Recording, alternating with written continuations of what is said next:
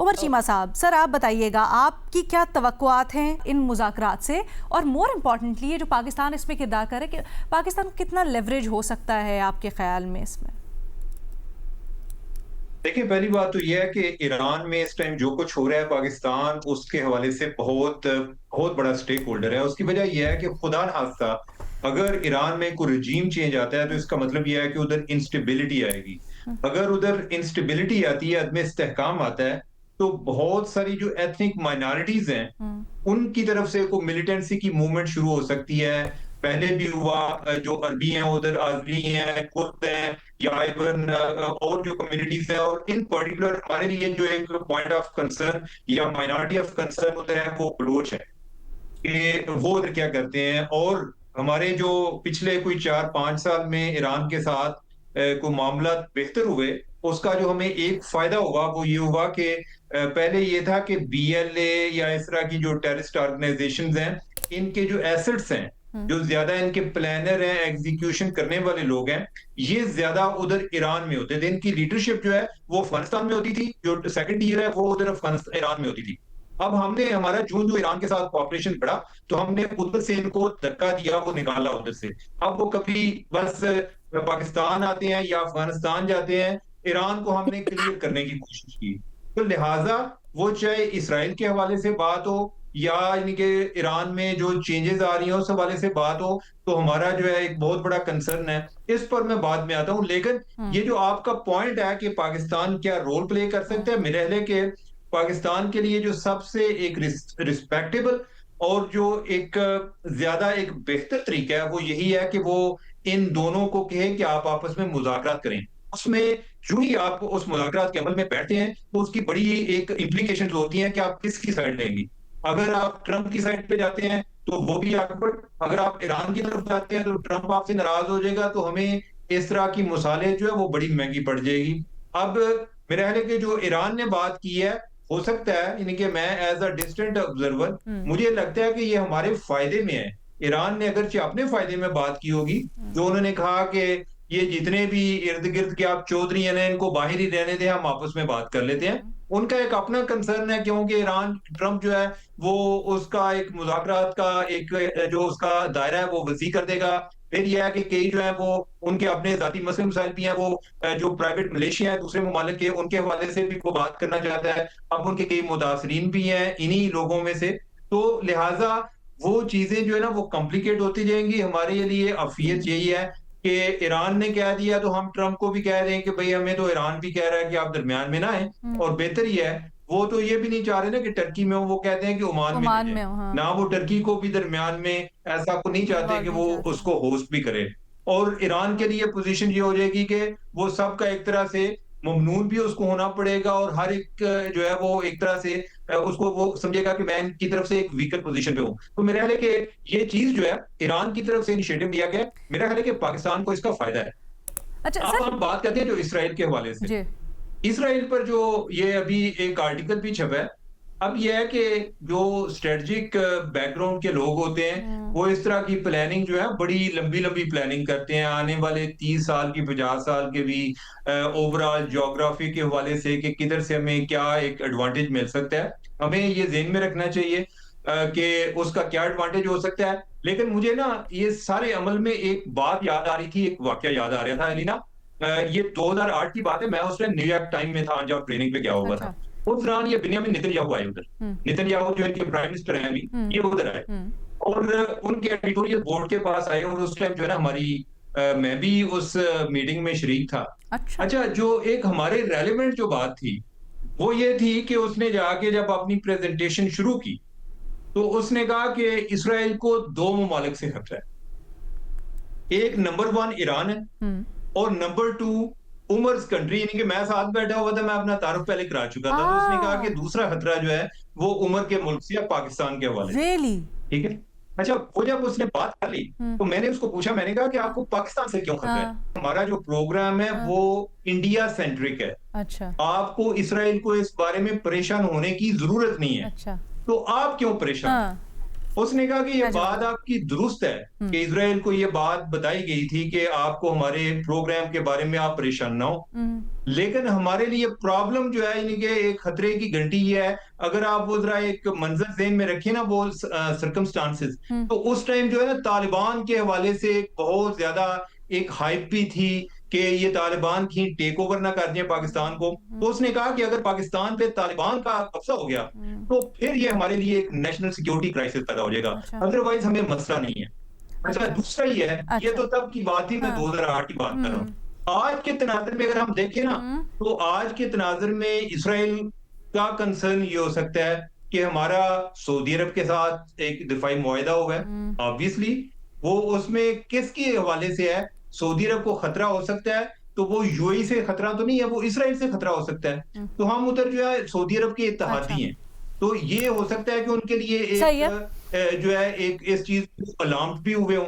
अब दूसरा ये है कि हमारा ईरान के साथ भी मामला बेहतर हैं, हम्म ये भी हो सकता है। अब तीसरा ये है कि जो आपने पहले बात की थी या जो रीमा भी बात कर रही थी कि हम जो है अभी तक इंडिया के हवाले से बात करते हैं हम्म, कि इंडिया जो है वो इधर इन्वॉल्व है। जी इंडिया का अगर देखें तो उसके इसराइल के साथ बहुत अच्छे ताल्लुकात हैं, हम्म, बल्कि जब ये हमारी नौ पाक जो भारत जंग में देखा भी अभी हमने रिसेंटली एक महीने में जो झड़पें हुई तो उस दौरान भी कुछ इस तरह की इतलात आती नहीं कि इसराइल उनको एक टेक्निकल एक्सपोर्ट सपोर्ट देता सपोर्ट है। दे रहा था तो क्वाइट लाइकली इस चीज को रूल आउट तो हम नहीं कर सकते ठीक कि है अगर वो डायरेक्टली नहीं ऑपरेट कर रहा तो उनके जरिए कर रहा है, या इनडायरेक्टली आने वाले टाइम पर यह भी हो सकता है ओके कि इंडिया जो है हमारी छेड़ में वो ये भी हो रही कि इनका आपस में कोई एक डिफेंस अलायंस हो जाए, जिस तरह अभी उनका यूएई के साथ डिफेंस के फील्ड में कोलैबोरेशन जी हो रही है जी इंडिया की। जी तो उधर भी इसराइल के साथ भी सही। मोहम्मद अली साहब दो चार सवालात छोटे छोटे आपसे डिस्कस कर लेते हैं सर। ये आपने बात भी की जिसके ऊपर तज्जियाकारों ने मजीद सवाल भी उठाया, आपने कहा स्टीयर करेगा पाकिस्तान इन मुज़ाकरात को, आपकी तवक्कुआत क्या हैं? क्योंकि हमें ज़्यादा तो नहीं पता कि आपको लगता है कि हुकूमत को ये भी मज़ीद वाज़े करना चाहिए कि क्या रोल होगा इन मुज़ाकरात में पाकिस्तान का, क्या हम सिर्फ मॉडरेट करेंगे इनको, क्या हम कोई गारंटर होंगे, क्या हमारी इतनी भी से है कि हम बताएंगे कि क्या क्या चीज़ें एजेंडा पे हो सकती हैं क्या नहीं हो सकती? अब मैं बिल्कुल अहम सवाल है आपका। देखिए, मैं बिल्कुल वाज़ेह कर देता हूँ कि अभी जो आखिरी फॉरेन ऑफिस की ब्रीफिंग हुई है उसमें ये बात क्लैरिफाई पाकिस्तान के फॉरेन ऑफिस के स्पोक्स पर्सन ने की है कि पाकिस्तान ऑलरेडी इस प्रोसेस को फैसिलिटेट करने और स्टीयर करने में इन्वॉल्व है। बल्कि ये जो मीटिंग भी प्लान की जा रही है, मैं आपके तवज्जुह से बताना चाहता हूं कि इस मीटिंग को अरेंज कराने में भी और दोनों साइड्स को अग्री कराने में भी पाकिस्तान का रोल है। ये सिर्फ ऐसा नहीं है कि दोनों ने अग्री कर लिया और फिर सोचा कि किसको साथ बिठा लें, चलो जी पाकिस्तान को कह देते हैं। It's the other way around. Pakistan ने अपने गुड ऑफिस को यूज करके अमेरिका और ईरान को कायल किया है कि इस खित्ते में कशीदगी किसी को भी सूट नहीं करती, इंक्लूडिंग पाकिस्तान।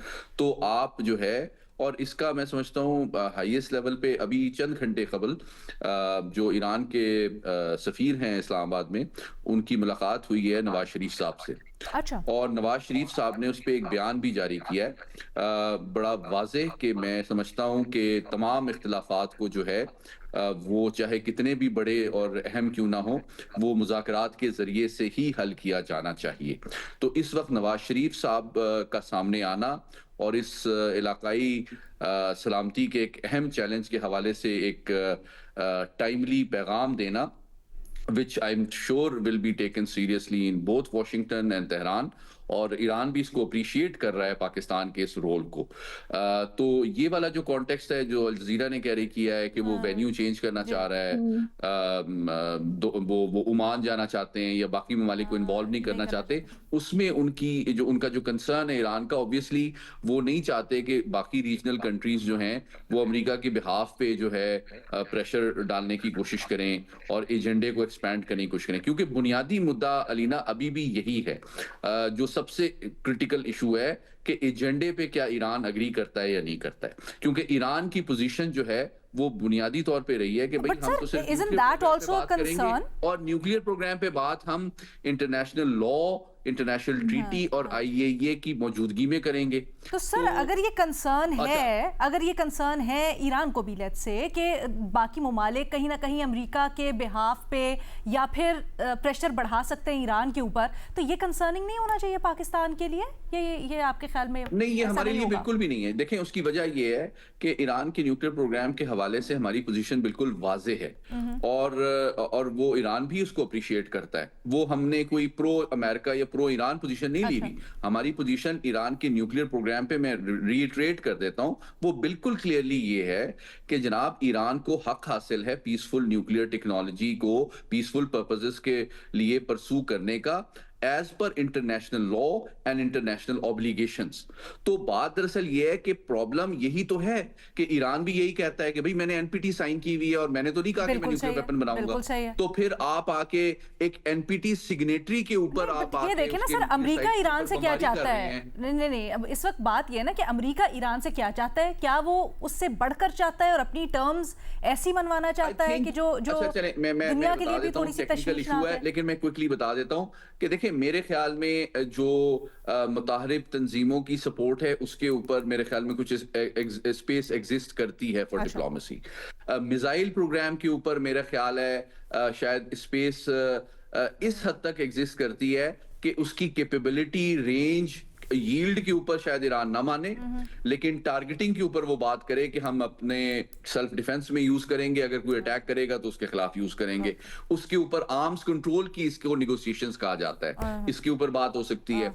न्यूक्लियर के ऊपर मैं स्पेसिफिकली बता देता हूं कि न्यूक्लियर के ऊपर इशू ये है कि अमेरिका की कोशिश है कि उनका जो एनरिचमेंट प्रोग्राम है, उनके पास जितना हाईली एनरिच यूरेनियम मौजूद है उसको जो है किसी थर्ड कंट्री में रखा जाए और जो उनका न्यूक्लियर फ्यूल साइकिल है वो इस तरह डेवलप कर लिया जाए कि ईरान को अगर रूस से न्यूक्लियर फ्यूल आता है तो वो जैसे ही इस्तेमाल होने के बाद उसको निकाला जाए स्पेंट फ्यूल को, तो वो वापस रशिया चला जाए। ईरान के पास स्टॉक पाइल जो एनरिच यूरेनियम का है वो मौजूद ना रहे, जिसको फ्यूचर कशीदगी में उसके पास एक ऑप्शन हो कि वो अगर NPT से निकल के उसको वेपनाइज करे। तो ये अमेरिका की एक्सपेक्टेशन है। बट सर, तो पाकिस्तान आपके ख्याल में क्या गारंटर की हैसियत भी करेगा जो फैसिलिटेट किए हैं उसने सारे? अमेरिका की गारंटी या ईरान की गारंटी कौन लेगा इन सारी मामलात में?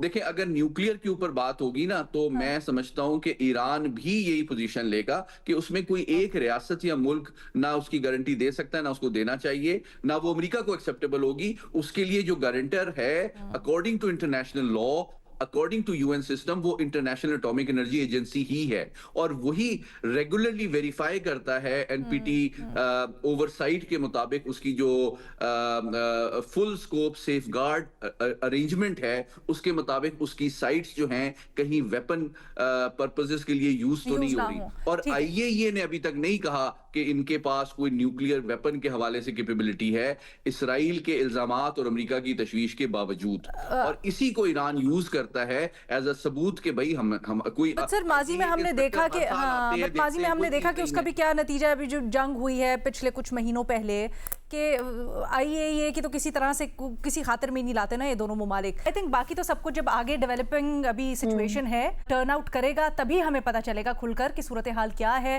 और किस रुख बैठती है।